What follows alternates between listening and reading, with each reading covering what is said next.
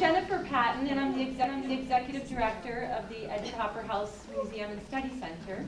I want to thank our trustees for being here. I see a few of them here. Thank you for everything you do for the Edward Hopper House. Thank Carol Perry, who's here in the back corner, who was the brilliant thinker that actually approached Sean Scully to exhibit his work at the Edward Hopper House. And just to introduce the artists today. The exhibition No Words is currently on view through May 27th. We have guest passes with Joyce's at the table with guest passes. And we're also selling books, Sean's catalogs that he's published. And one of them has beautiful poetry and writing. So he said he might be willing to sign those books afterwards if time allows. I want to thank the Nyack Library for hosting us. I also want to thank our sponsors, 9W Market and Orange and Rockland Utilities. And especially thank Sean Scully and Faye Fleming, who enabled all of this, of course, to happen. Sean is renowned globally as the master of post-minimalist abstraction. He has been twice shortlisted for the Turner Prize, and his work is in the collection of virtually every major museum around the world. In 2014, he became the only Western artist to have had a career-length retrospective exhibition in China, which included over 100 paintings and traveled from Shanghai to Beijing, which was immediately followed by a second retrospective in 3 other major cities in China. He has major solo exhibitions around the world this year, including in Russia, the Multimedia Art Museum of Moscow, and the State Museum of St. Petersburg, the Kunsthalle Karlsruhe in Germany, the DuPont Museum of Contemporary Art in the Netherlands, and the Hirshhorn Museum and Sculpture Garden in Washington, D.C. And the list of shows for 2019 is even more impressive, leading up to a major retrospective in 2020 at the Philadelphia Museum of Art. Please welcome Sean Scully.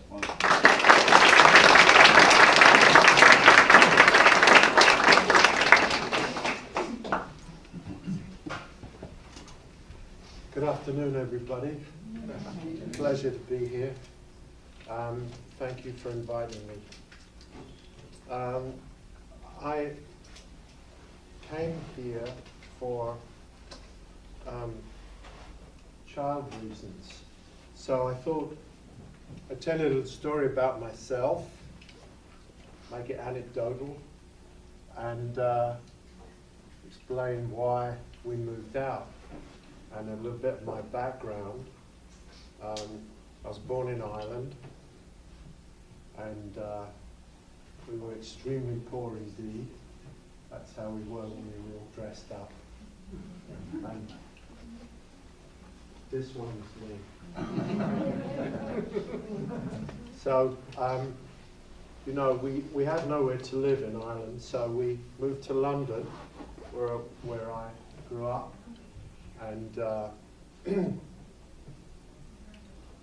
managed to go to art school after going to night school and so on. I come from a very poor family, and the only one in my entire family, extended, who's ever been to university. So I just give you the background of this so you can see how much I appreciate now that I've got a son, and beautiful boy. And when he was 4, we went for a walk along the Hudson River, and it happened to be the day that Sully, same name as me, minus the C, flew the plane down onto the Hudson, and I couldn't see it. So we were walking south with Oshin, I think he was 3, and of course I was swearing and jumping up and down like Rumpelstiltskin, getting upset. And I said, well, that's it, I can't live here anymore, and we can't bring a kid up here. And of course I didn't realize that all the commotion was going along on the river behind me, and the police cars were whizzing up and down the West Side Highway, and really, to my extreme inconvenience, I have to say. It offended me deeply. So then Lily said, let's go to where your friend took you once. And the reason I know about this place, because I don't really know much about America, because I work all the time. And it's because a poet friend of mine took me to Sneden's Landing one day and said, with great foresight, this is where you're going to live one day. I don't know how he knew that, but he did. Anyway, we went there, bought a house, Bill Murray's old house, and Oisin loves it, and then we stumbled into Blue Rock School. So that's the story so far. And of course, here, that's a picture of me. The bigger one is me. That's my house where we lived in South London, and that conservatory was an animal hospital. And all the people used to bring wild animals to me. I've always been like this. And I used to fix them. I know how to fix animals. I know how to fix birds and give them a little bit of aspirin and stuff them in a sock and hang the sock on a nail. And the next day, you get the bird out, because they go in the shop, you see. That's how you repair broken birds. And I've done it several times. We've done it in New York too. That's my parents pretending to have a good time while these photographers who happen to be from the Daily Mirror took pictures of us. It's a charming photograph. And it's the only photograph of us really that we have, apart from those little brownie ones, because we happened to be chosen by the newspaper as a lovely family. So here's what happened when I went to art school. I'm one of the people who did the entire transition between figuration and abstraction, like Kandinsky, whoever. And I can actually draw. I think that's very important, or at least it's been very important to me, and I will talk about this as the lecture goes on. If it gets boring, you can just put your hand up and tell me, and I'll speed it up. I was doing these kinds of things when I was at school, this red-seated figure, beautiful pose with a big leg up. And I was deeply impressed by German Expressionism. Once I saw German Expressionism and Fauvism, which is exemplified by, of course, Matisse and Braque and so on, I never looked back. And because the relaxed relationship with realism excited me tremendously. And you can see it's got deep space and a lot of emotion in it.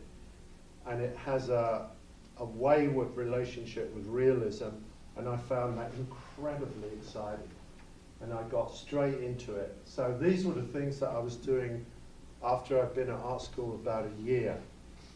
First year I spent working very hard doing portraits. I bore down with incredible intensity because I was a working class boy. I went to school when I was 16. I was a typesetter. I worked in a factory in Notting Hill. And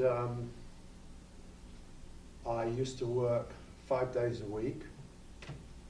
And then I worked Saturday, clock in, you know, I was a member of a union, clock out, and worked overtime.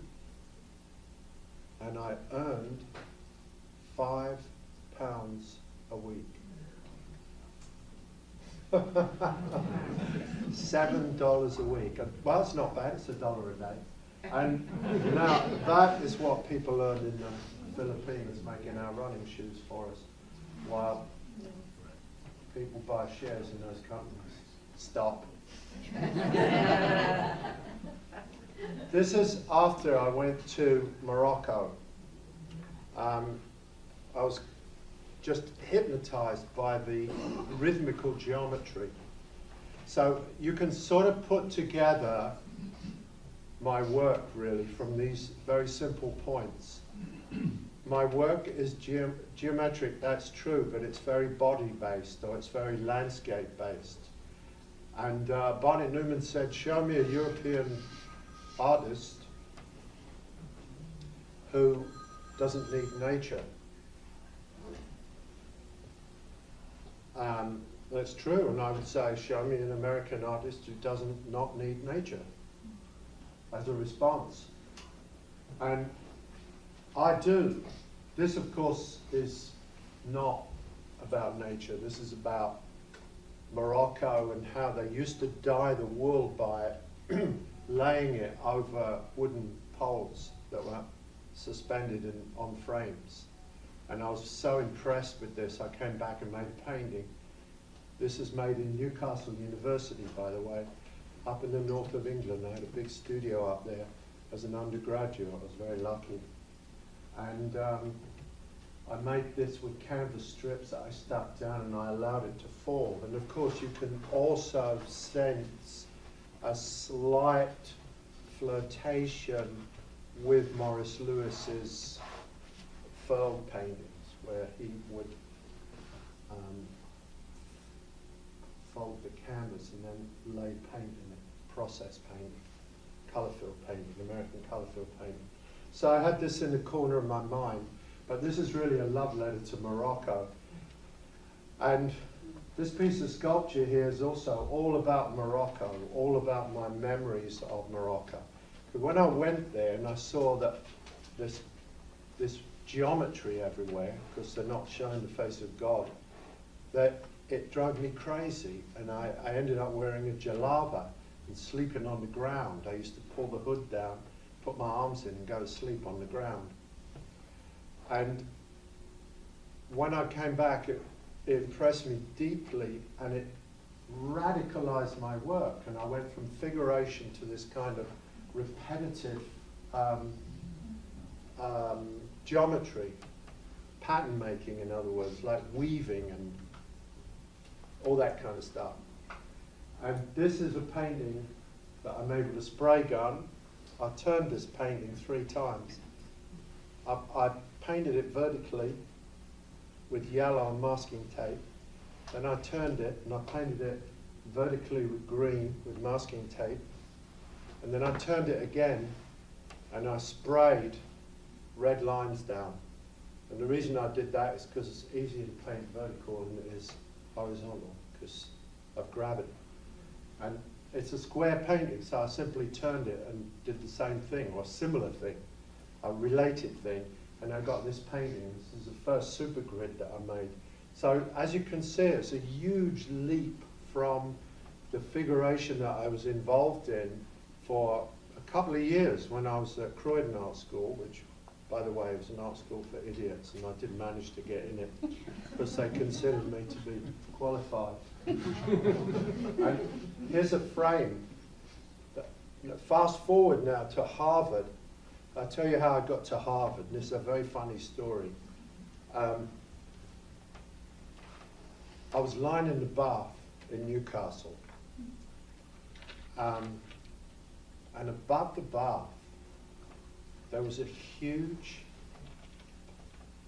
plastic paint breast, because a drip had filled the paint, the skin of the paint, so it formed a breast above the bath. And of course we were all art students, so we were fascinated by it, watching it and wondering, like a balloon, we were wondering how long it could stay like that. So every time you would get in the bath, you would wonder if that would be the day that it would fall in on you. And it didn't actually, it fell in on my friend Charlie when he took it up. And my one luxury was the London Times. I used to get the London Times. You know, in England they have this very civilized habit of delivering newspapers. They don't, throw them and hit you on the ass with it while you're looking for something in your front garden like they do in America as they go past on their bike. In England you have to get off and push it through the door, which I did a lot.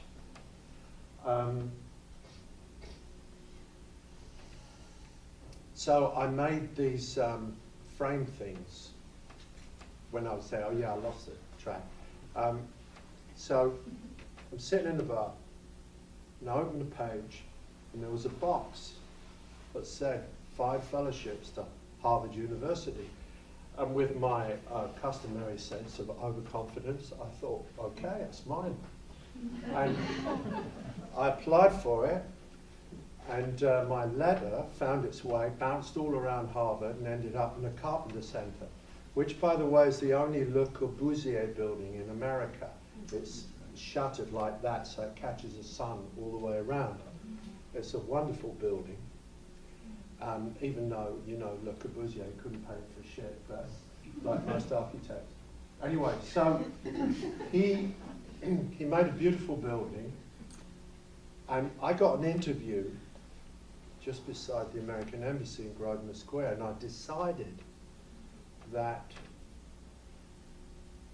if I arrived and I went for a walk around Grosvenor Square and I got a newspaper, because I'm, you know, religious, so I'm kind of religious in my own peculiar fashion.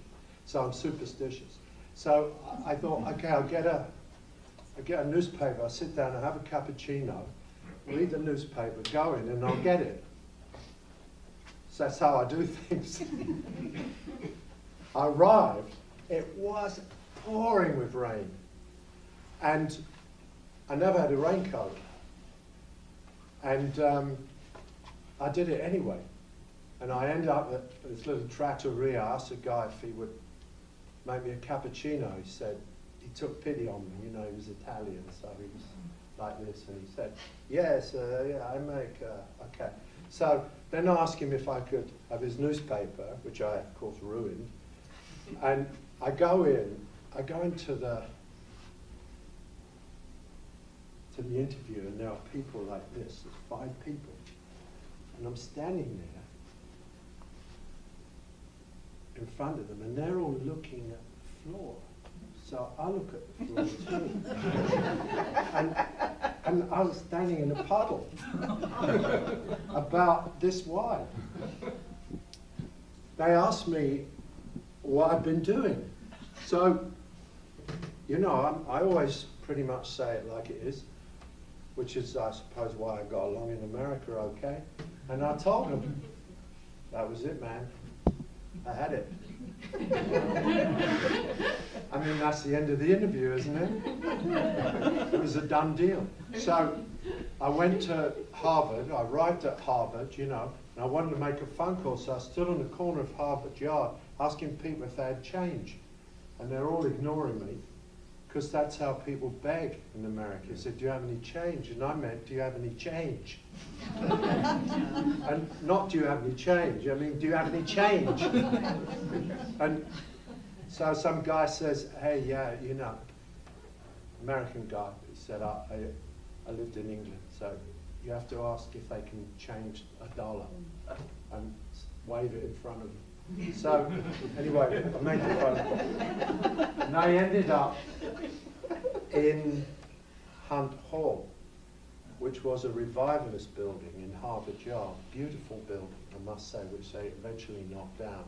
But I had a giant studio. It looked like a set for a vampire movie. It's beautiful. And then I went kind of wild, and I made these things. Again, they're love letters to Morocco in a certain way. You know, they look like the kind of weaving that all the women would be involved in, and I was doing the same thing. You know, when I grew up, I used to darn socks for the family. And so that's not a very far throw from what I used to do when I was a boy. So I made all these things, and I've got them still. I haven't really shown them much, but I would like to.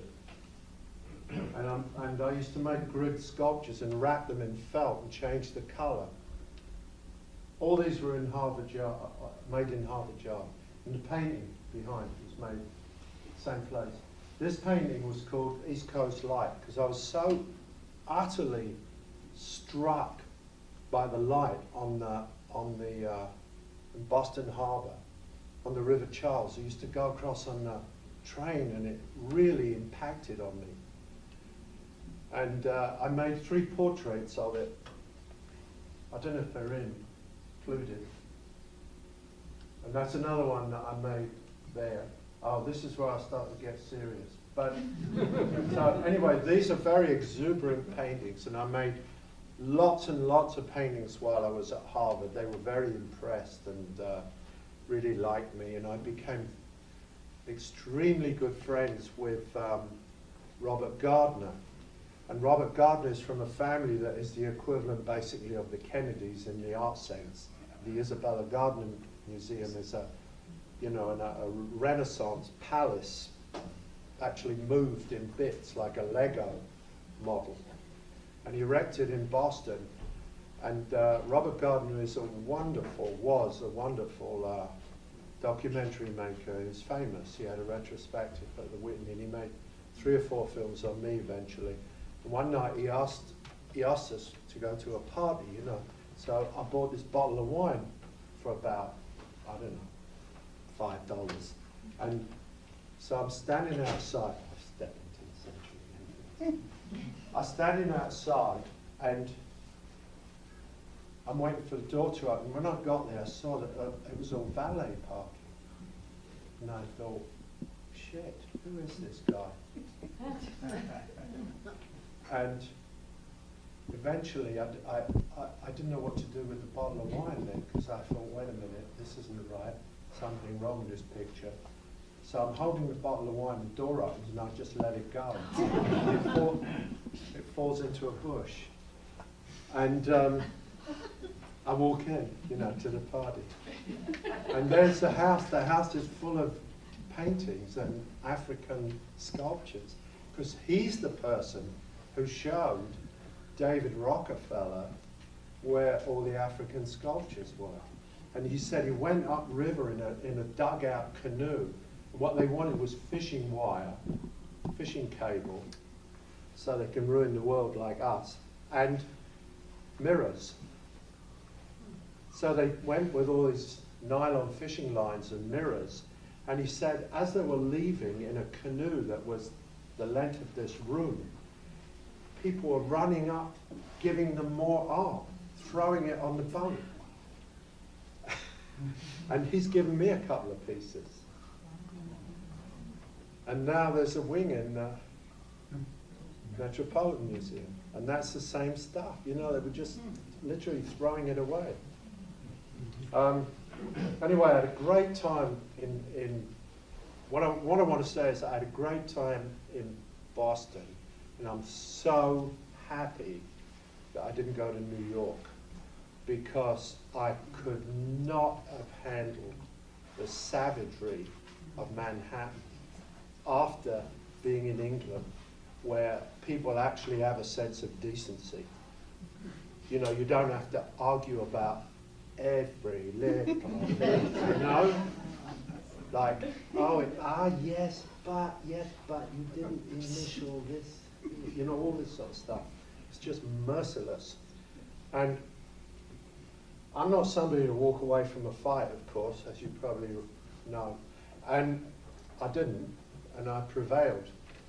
But, you know, you have to be of a very special constitution to stay in New York. Anyway, so I go back to England. I make some paintings like that. That's in the Boston Museum. And then I come back to New York. And I thought to myself, when you go to a place, you have to integrate. Not the place comes to you. You have to go to the place. And my father used to say, when in Rome, do as the Romans. So I integrated myself, and I made the toughest, severest, most fundamental art that I could make. And of course, I couldn't give them away. And I lived in a loft on 18th Street between 6th and 7th. I used to have a mattress on the floor. Instead of an alarm clock, I had cockroach friends that used to walk over my face, you know, in the morning, wake me up. So we all got along. It was great. And then I was, of course, evicted from that. And I found, you know, a righteous lawyer, one of those lawyers that you see in realist drama, American films, that save people. Well, he got me some money, and then I moved on to the next place, which was on Duane Street, where they put the cameras after the Twin Towers went down.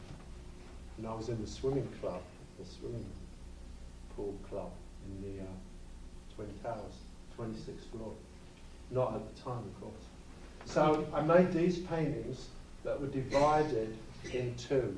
So they were painted flat, one colour, and then I would tape out the painting and paint it another colour that was very related. So it would be black, brown black on blue black. So, and even though they were minimal and they competed with all the American minimalists, they were still carrying a very strong sense of European romanticism, because they were really portraits of nocturnal night, even though they were cruelly systematic.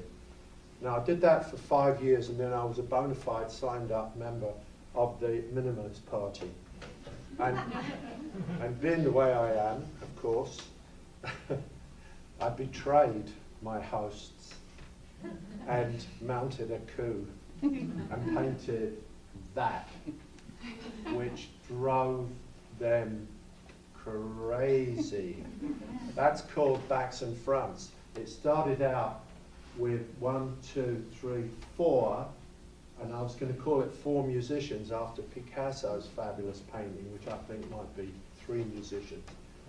And then I kept going, and I remember I showed it at PS1, and the people that loved it, this was in 1980 by the way, people that loved it were the punk musicians, because this was a time of punk, you know, kind of frenetic, rhythmical, driving music that just led to fights on the dance floor, in fact, is what happened.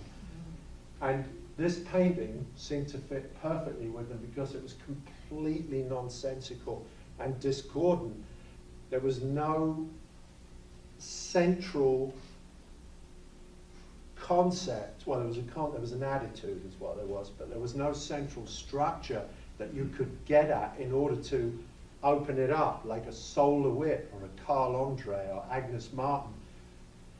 It was anarchy from start to finish, but using the means of order. So it was misordering order.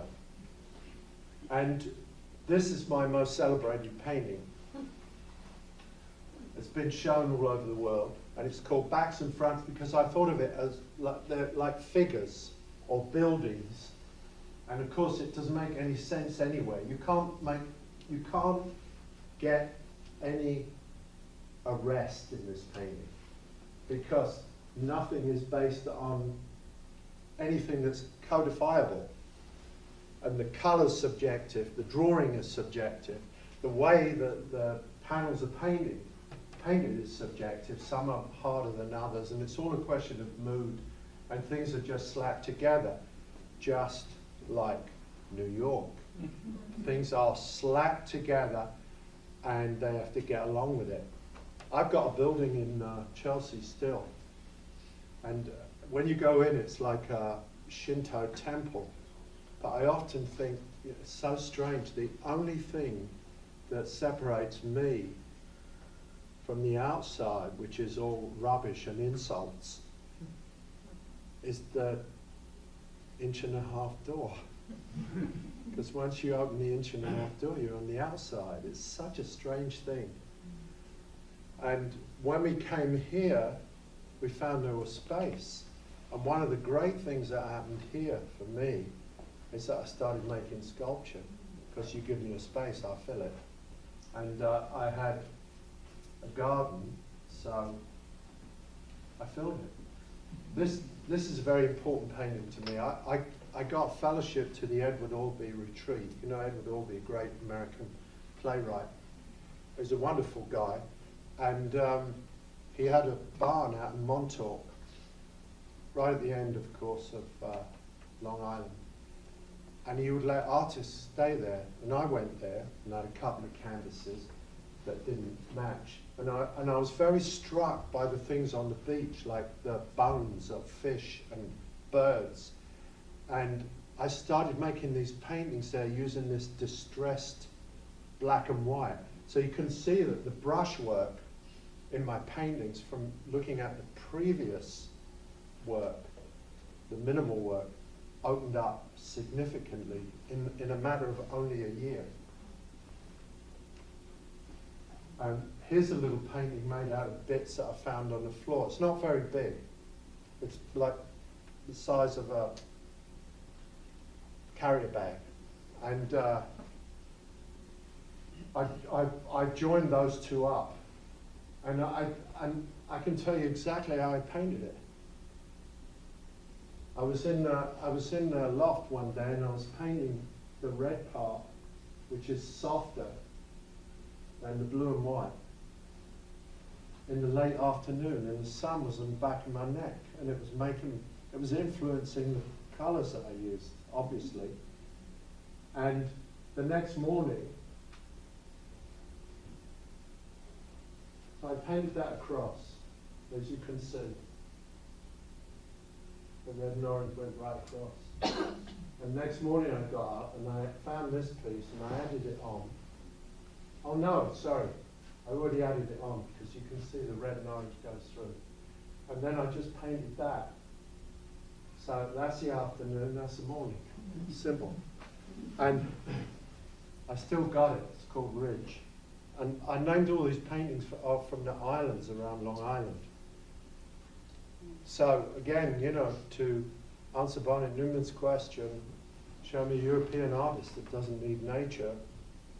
Well, you won't find one in me. I do need nature, and I like it. This is called Heart of Darkness. And I was making this painting while I was out at Montauk. Many things were happening at this time, early 80s, and that's when my work just busted loose.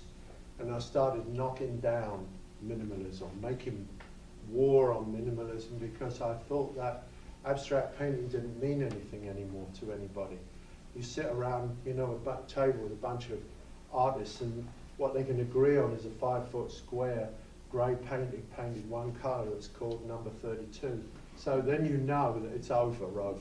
You know, there's nowhere to go. It's like serialized poetry. It doesn't mean anything. Just repeating a bunch of words like this endlessly. It's lost all contact with human life. That's why you need Seamus Heaney to put it right. And I decided that I was going to put it right. I was going to put back relationships, metaphor, associational titles, passionate brushwork, subjective colours, a great sense of urgency and physicality in the way things are painted, just like European painting or expressionistic painting. I basically joined, to say it very crudely, I joined Moroccan sense of rhythm with, of course, rock and roll and everything else. And I joined that together with expressionistic painting and serialized, very contemporary thinking and drawing. So I put all that together and that made this. Heart of Darkness, after Conrad's novella. And of course there's something quite African about it, something tough. And I got the colours, black and yellow, from the posts at the back of the post office on Lisbonard Street. Some bloke, you know, looked as if he was drunk when he painted it. Painted these stripes so that the trucks wouldn't bash into the columns. And I was on my way up to the art store and I saw it out the corner of my eye. Bought some yellow and came back and painted that one yellow. Finished. This one's called The Fall, after Camus.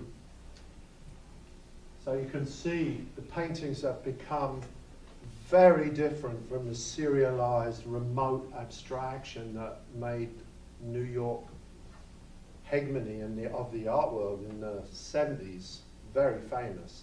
In fact, impregnable. But of course, in 1980, just like the Roman Empire, the New York art world empire fell flat on its face.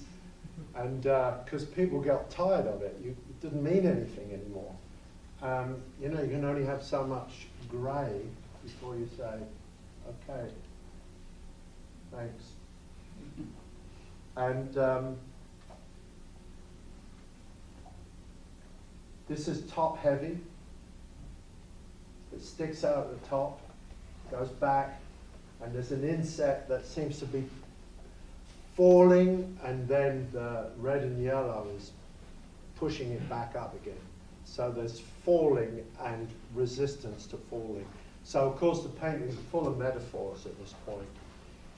And they're about as close to figuration as you can get without capitulating. This one is called Pale Fire, after Nabokov's novel, his unreadable novel. And a friend of mine, was a wonderful guy, an architect, interpreted this as the beautiful American field or flag with a window in it of great doubt. Not that that's how I see America. I see America as much better than that, despite the recent catastrophe. But, you know, that was just a, you know, but I don't know, maybe everybody got drunk or something on the same night. But as you see, the inset is painted with the same material, visual material, but it's painted with doubt and in doubtful colors, and they're not regular. Whereas the field is a beautiful banner, proud banner, full of security, full of vision, sense of direction. And I love the title, Pale Fire, because it's still a fire, but it's pale. This is a paint, that, by the way, last one is in Fort Worth, if you happen to be, driving to Fort Worth. You can see it. And this one is in the High Museum.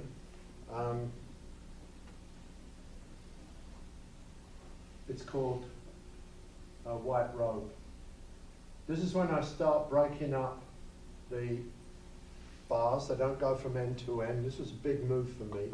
I know it doesn't look like it maybe to an outsider, but it caused me a tremendous amount of introspection whether or not I was going to do this. Because once you start breaking up the field, you revert back to pictorialism in a sense.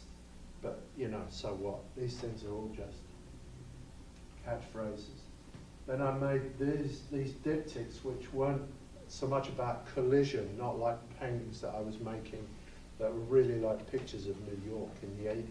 This is an early 90s painting. And these are called Union, where the side to side do mismatch.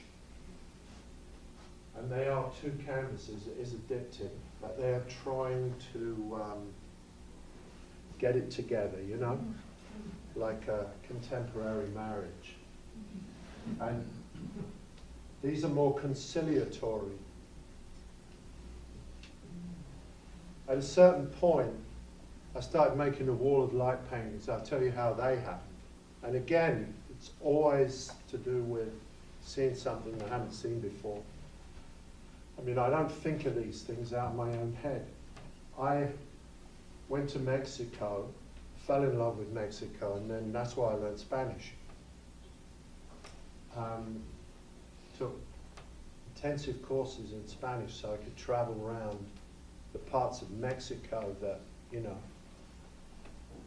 los gringos no pueden entrar. you understand me. And Mexico is indeed a very welcoming country if you speak their language, like all countries, of course. And I went out to Las Vegas. Oh no, I must back up and tell you how I got to the genesis of this. I was sitting on a beach in Zihuatanejo, and I've been looking at all the ruins. And I had taken, for some reason, a 19th century watercolor kit with me, traveling kit, like the artists up on the Hudson River used, and a little pad. I don't know why I did it. I bought it in pearl paint, you know, from Robert Perlmutter, who's currently in prison for tax evasion. But anyway, it was the world's biggest art supply store, and I bought this pad and this little box there, and I started making watercolors when I was in Mexico. And sure enough, Mexico was influencing me. And I sat on the beach and I made a little watercolor where I broke up the stripes into blocks and into different colored groups, which I hadn't done before. And underneath it, I wrote Wall of Light.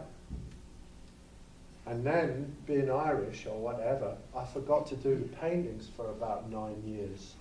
And then I did remember after 9 years that I had forgotten to do those paintings because I was preoccupied with other things. So I started to make the Wall of Light paintings, and I had a big show of those, of course, in the Met. And that one was made as a response to the Valley of Fire outside Las Vegas, because I went to Las Vegas to see Lennox Lewis versus Evander Holyfield. They're not philosophers. Yeah, boxers. And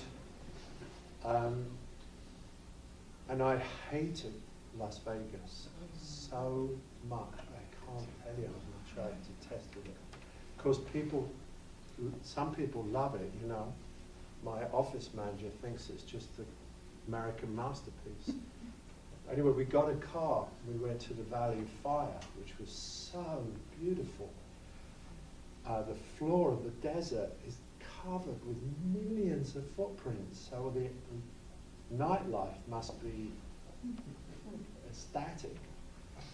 And as we were leaving, noticed all these different colors, and I remembered them, held them in my mind, and we got back to New York, and 2 days later I made this painting. It's called Wall of Light.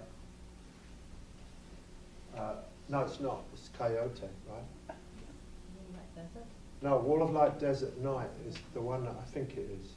And if it isn't, it is now.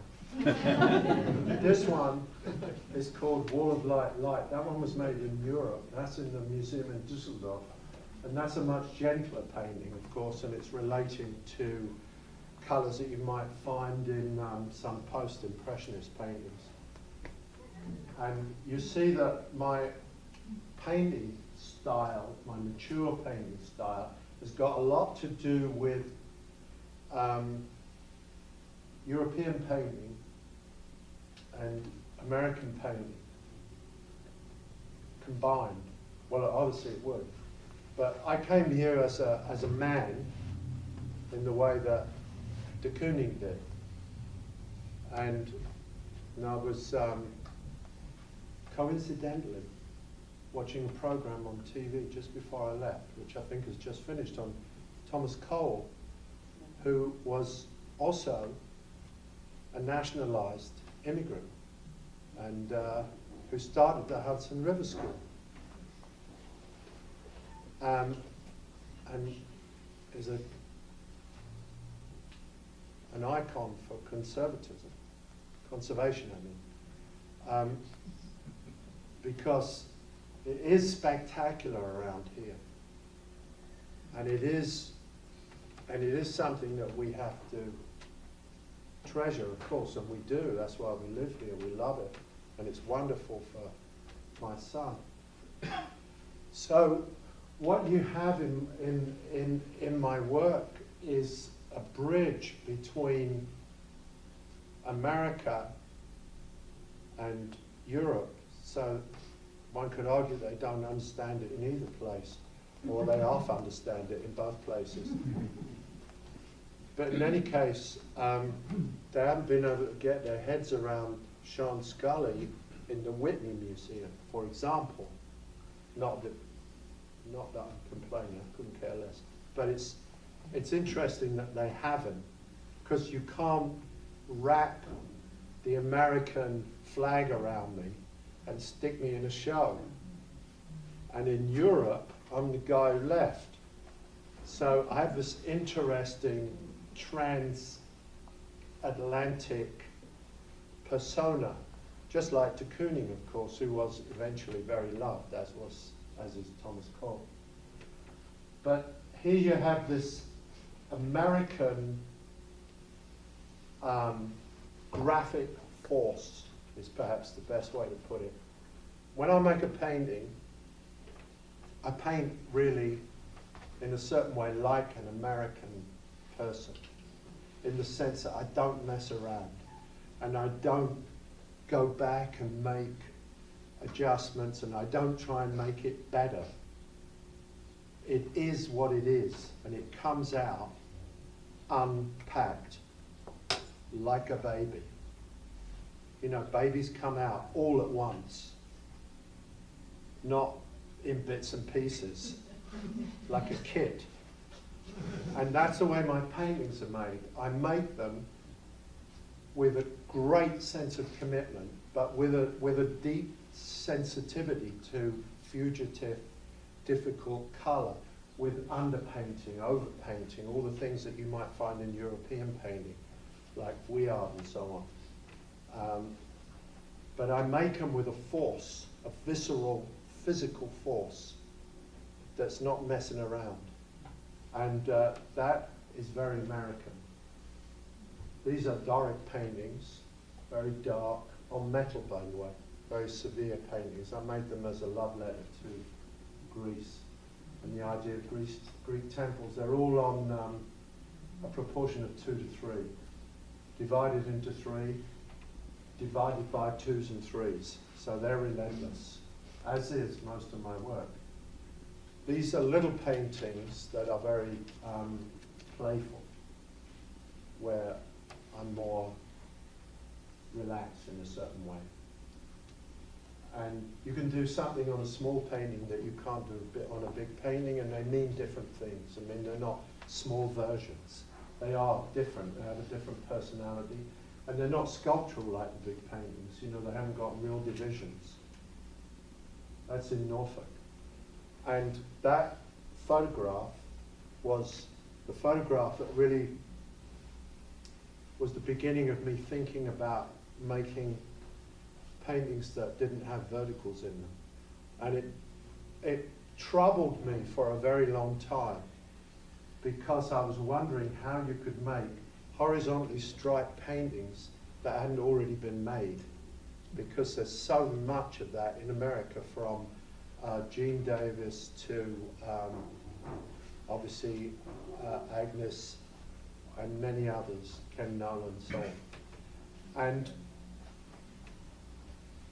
that was a painting I made in Barcelona.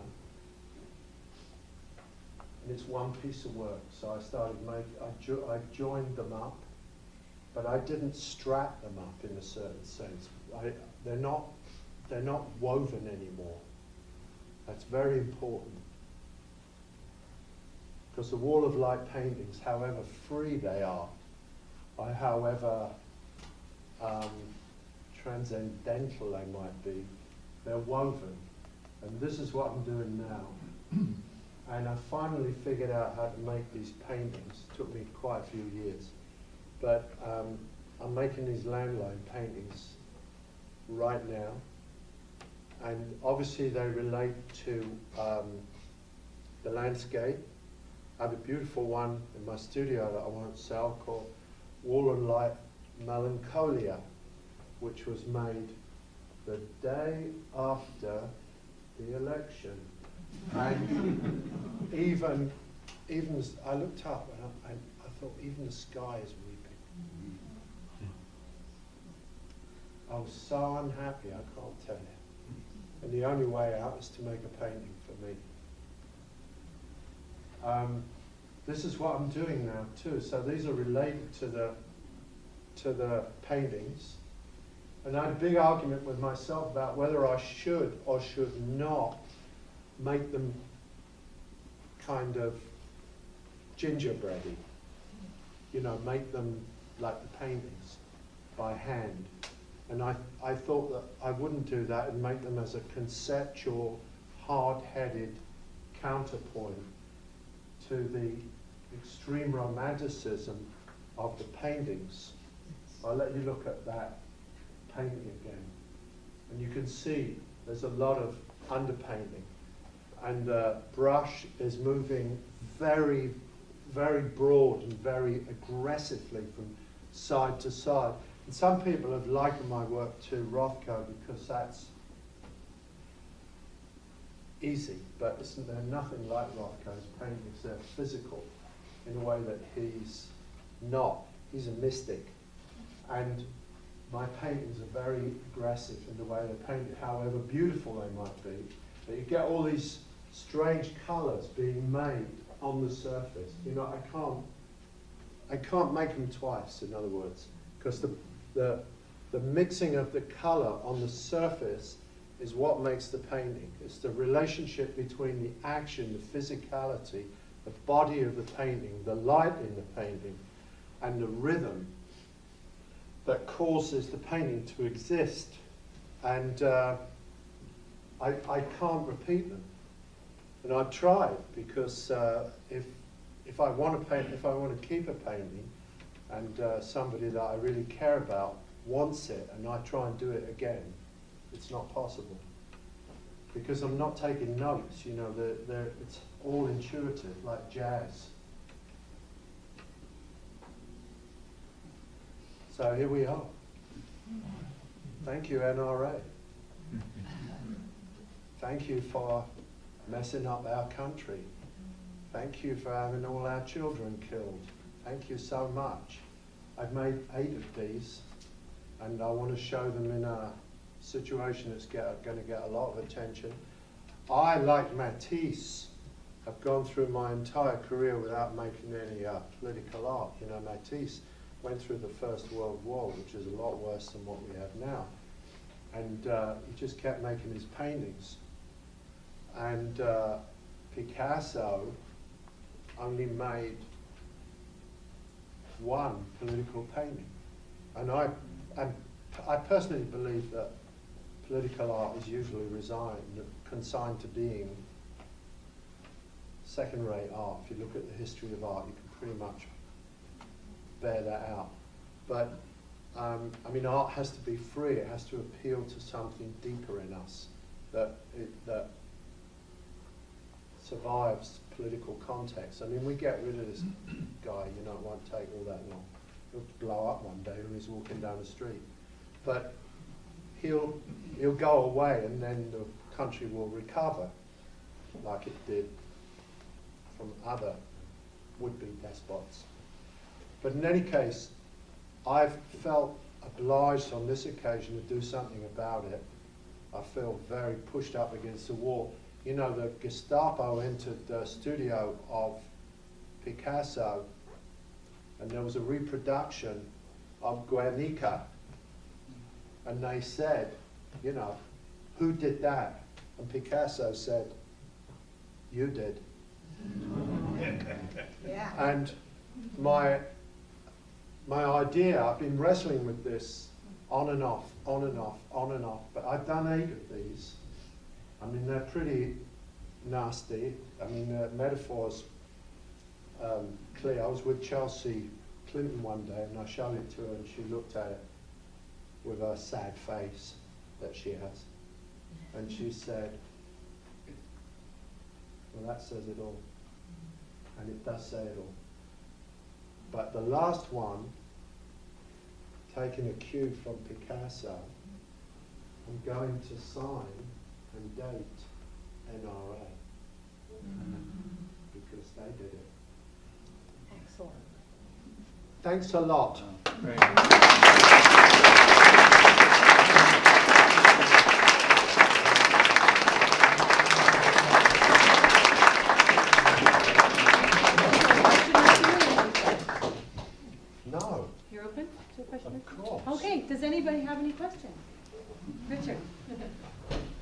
Thanks for that talk. Fellow Brit, greatly enjoy your remarks and your sense of humour. I'm also involved with the Hopper House, where we have a lot of your pictures at the moment. Could you just say something about the pictures in the Hopper House and how they relate to what you've been telling us? Yeah, well, the Hopper House are from the Doric series, and I showed you one big one. And the big ones are very austere. They were shown in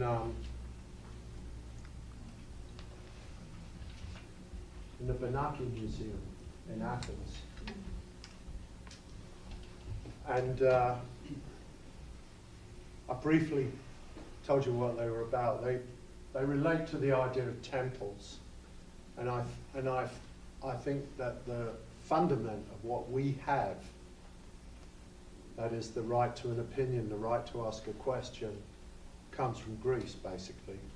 And the Greeks pushed back religious fascism in 3 great wars. So I felt kind of sorry for them, you know. Everybody was beating up on them because they'd fallen into entropy. So I made these paintings, and I thought I'd make 1 or 2, but I ended up making 22. So there's 22 of these, and they're very big. And when we showed them in Greece, in the Benaki Museum, we showed them in a space that was in fact the same floor plan as a temple, and there were 6 of them, and they looked fantastic. But as the series went on, I wanted to make them more intimate and less austere. So I made the small versions, and the small versions are nowhere near as potent, you might say, but they're a lot more friendly than big ones. But the little paintings at the Hopper House are also all divided into 3. You know, I run 2 verticals down, and I make my divisions, and then I paint it up, and that's it, done. And they have a relationship, of course, with the intimacy of small painting, which is basically coming from Europe, that kind of small painting. And again, having an American structural strength. And they were basically made around here. I have a painting at home by George Ennis. It's a beautiful painting. George Ennis painted around here. And I think that the surroundings here, not with these paintings, these were made in Germany, as you can see. They, you know, German football team always win. You know why? So that's their intention. It's rather similar with me. That's why I was able to prevail in New York, because it was my intention. And I wanted to make them somehow more dimensional. So I think the small ones, in a certain sense, are a little out of context, but we can't get one of those in the Hopper House because they're the size of this window. But anyway, that's it. Sean, did you create a special paintings for the monastery in Spain? Yeah, that's it. That's very interesting. It's also an extraordinary Well, you and Matisse are the only 2 that... No, there's who's the other one? Rothko's got one in Texas. That's right, yes. Yeah, but there's only 3 really, and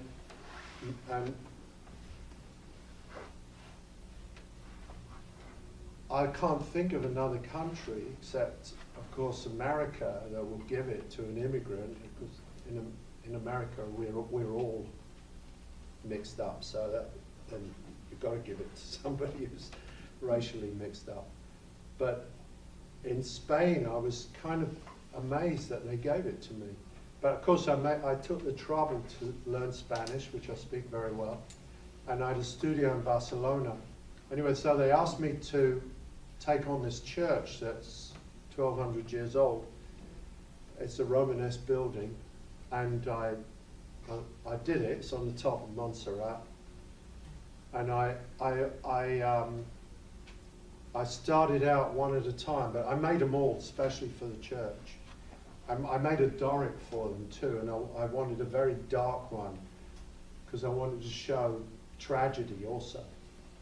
And that one's called Doric Nyx, and Nyx was the goddess of the deepest, darkest, most troubling night. She's the goddess of deepest night. And that one's in the corner as you walk in. And then I added and added and added, and I didn't want to do a crucifix, you know, because I'm an equal opportunity religious person. And I should make up my own symbol. But in the end, out of respect for the church, I made one for them out of blue glass. And I made the candelabras, everything. And I did the stained glass windows. And Santa Cecilia, which is the name of the church, was the saint of music. My mother was a singer. So it touched me very deeply. And I made a big, big metal painting for that with windows in it. And one line cut into the metal at the bottom.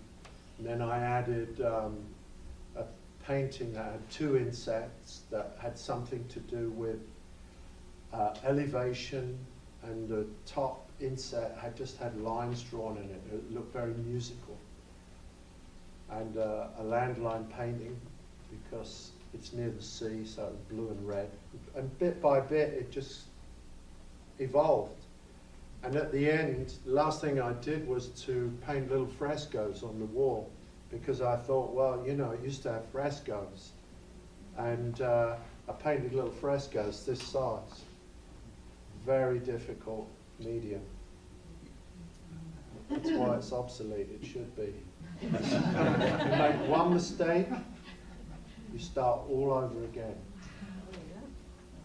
And you can make a mistake for any number of reasons. Too hot, too cold, too much humidity, not enough humidity, too thick, too thin. And then you have to start all over again. You do a beautiful painting, come in the next day and it's stained, guy chips it off, you start again. It's like being at school doing homework. Anyway, it's a beautiful thing, and stuck on the top of a mountain. I'll go there every year, of course. And I'm just surprised they gave it to me. I mean, I'm surprised they didn't give it to a Spanish artist. But that's Spain. They are quite generous of spirit, I must say. So. Any other questions? One right here. This can be the last one. Has your intent and your intuition always been this strong? Did you have a period where paintings didn't work, but they led you to where you're thinking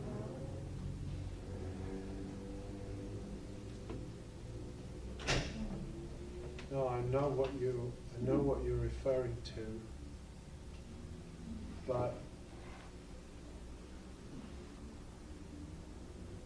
I never really had that, except when I was at Newcastle after I graduated. I had a year of great doubt and ripped up most of my paintings. But there's an interview that I did recently in the Brooklyn Rail,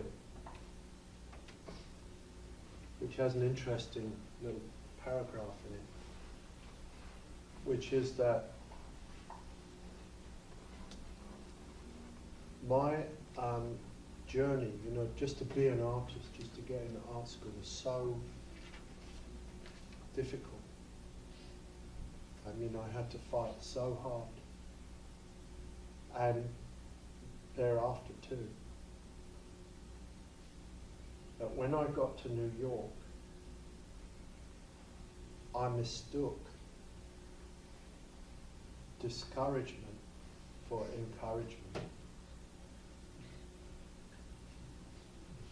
And I think that's really important, because in New York, people can be very cruel and brutal and cold, but they're also refined. And that doesn't work with me. You basically have to smash me in the gob before I get the idea, you know, that, okay, you want to fight. But if you say something ironic to me as a way of discouraging me, and many people have in New York, because they always, you know, there isn't much camaraderie. It's simply ineffective. And I've realized in retrospect that a lot of the things that were said to me were insulting, but because they were said in a way that was polite, I thought they were quite encouraging. And this must have been very irritating for people in Manhattan, because they couldn't get rid of me. And I'll tell you an interesting story though about how it is there. Well, I wasn't there, but somebody was in a restaurant where there was a birthday party, and it was a dealer from LA, and he was asked why he was in New York, and he told them that he was in New York to go to my exhibition at the Metropolitan Museum. And when he mentioned my name, he said he was surrounded by people who were irate that I was having this show. And that's what it's like. And so I think you have to be of a certain constitution, you know. Bono describes me as the bricklayer of the soul.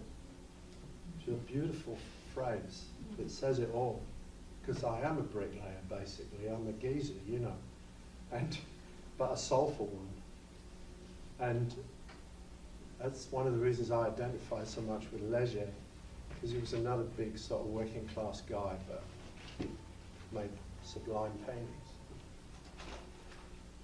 So I think that these doubts, you know, that one has are kind of put on you. And what I always follow is the directness of things and what feels right and what I like to do. Because basically, I'm doing it because I want to do it, and if you want to buy it for a lot of money, that's all right, as long as I like you okay. That's how it is. And Woody Allen says the simplest things, no, the easiest things are the best. And it sounds kind of stupid, but it's not. The easiest things are what you are meant to do, because that's what you can do. Easy. And I can do these paintings kind of easy, because they fit me. And so I go like that, you know. I'm not that complicated. You know, I think I was suitable for America. Most Europeans are so complicated that they're not. And I often say I'm so happy that I'm not Italian. Because how are you gonna live in America after Umbria? You know what I'm saying? You know, because it's so beautiful. And everything is so refined and considered and deep and wonderful in Italy, and we all love it. And they have all these empty churches where you can hang your work and so forth. Well, how are you going to give that up for Trenton? You know, Trenton railway station, where I've been quite often. You know, where you have like some old boy, you know, reciting the Bible, and some some old lady telling him to shut up while you're waiting for your train. You know, I mean, if you come from Italy, I just don't see how you can stay. It's brutal here in a certain way. Not in Nyack, of course. We're all lovely in Nyack. So anyway, thanks so much. Thank you so much.